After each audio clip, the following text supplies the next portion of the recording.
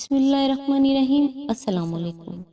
یہ مت سوچیں کہ چھوٹا نصیحت کر رہا ہے، میں بڑا ہوں، بڑا ہو کہ کیسے مان لوں۔ نہیں، یہ اللہ کا چناؤ ہے، جس کی زبان سے چاہے حق جاری کر دے۔ اس لیے اکڑ میں نہ رہیں، اللہ کے لیے جھک جائیں۔ غلطی کرنے کے بعد اگر دل میں کھٹکا محسوس ہو رہا ہو کہ کچھ غلط کیا ہے، تو اسے رحمان کی ہدایت اور ضمیر کی آواز سمجھ کر اپنے کریم رب سے معافی ضرور مانگ لینی چاہیے۔ اس پر ڈٹ نہیں جانا چاہیے کہ نہیں، میری غلطی نہیں ہے، یا میں نے جان بوجھ کر تھوڑی نہ کیا ہے، بلکہ اپنے رحیم رب سے چپکے سے معافی مانگ لینی چاہیے۔ استغفر اللہ الذی لا الہ الا هو الحی القیوم واتوب الیہ۔ اللہ تعالیٰ سے دعا ہے کہ وہ ہماری تمام کوتاہیوں اور غلطیوں سے درگزر فرمائے، اور آپ کو اور آپ کے تمام اہل و عیال کو اپنے حفظ و امان میں رکھے، اور آپ کی تمام نیک اور جائز حاجات کو پورا کرے، آمین۔ آج انشاءاللہ سورہ المومنون کی آیت نمبر 4 سے سٹارٹ کریں گے۔ اس کا ترجمہ اور تفسیر تفہیم القرآن سے بیان کروں گی، جو اہل سنت جماعت کے لیے ہے۔ اعوذ باللہ من الشیطان الرجیم، بسم اللہ الرحمن الرحیم۔ زکوٰۃ کے طریقے پر عامل ہوتے ہیں۔ اس کی تفسیر ہے، زکوٰۃ دینے اور زکوٰۃ کے طریقے پر عامل ہونے میں معنی کے اعتبار سے بڑا فرق ہے، جسے نظر انداز کر کے دونوں کو ہم معنی سمجھ لینا صحیح نہیں ہے۔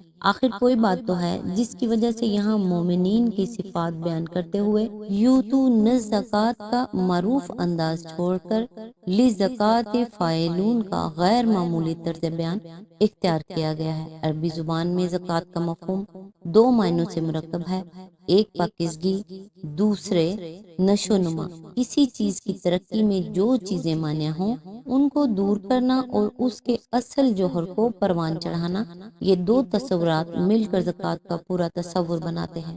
پھر یہ لفظ جب اسلامی اصطلاح بنتا ہے تو اس کا اطلاق دو معنوں پر ہوتا ہے، ایک وہ مال جو مقصد تزکیہ کے لیے نکالا جائے، دوسرے بجائے خود تزکیہ کا فعل۔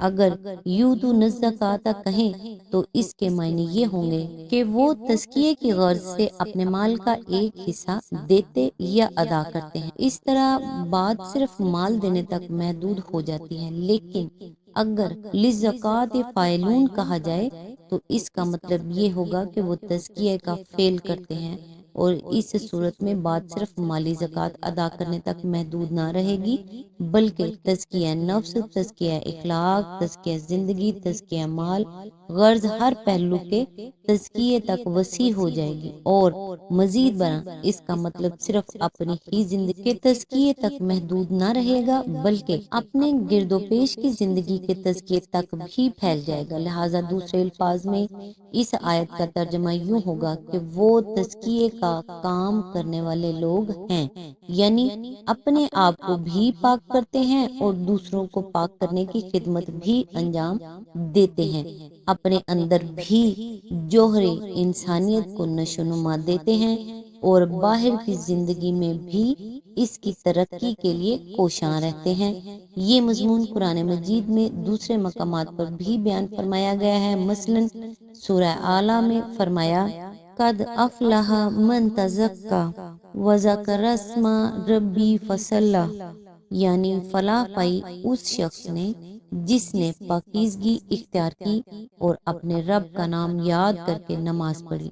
اور سورہ شمس میں فرمایا، قد افلح من زکاہا وقد خاب من وسعہا، یعنی بامراد ہوا وہ جس نے نفس کا تزکیہ کیا، اور نامراد ہوا وہ جس نے اس کو دبا دیا۔ مگر یہ آیت ان دونوں کی بنسبت وسیع تر مفہوم کی حامل ہے، کیونکہ وہ صرف اپنے نفس کے تزکیے پر زور دیتی ہیں، اور یہ بجائے خود فعل تزکیہ کی اہمیت بیان کرتی ہے، جو اپنی ذات اور معاشرے کی زندگی دونوں ہی کے تزکیے پر حاوی ہے۔ آیت نمبر 5، اپنی شرمگاہوں کی حفاظت کرتے ہیں۔ اس کی تفسیر ہے، اس کے دو مطلب ہیں، ایک یہ کہ اپنے جسم کے قابل شرم حصوں کو چھپا کر رکھتے ہیں، یعنی اور یعنی سے پرہیز کرتے ہیں اور اپنا سطر دوسروں کے سامنے نہیں کھولتے۔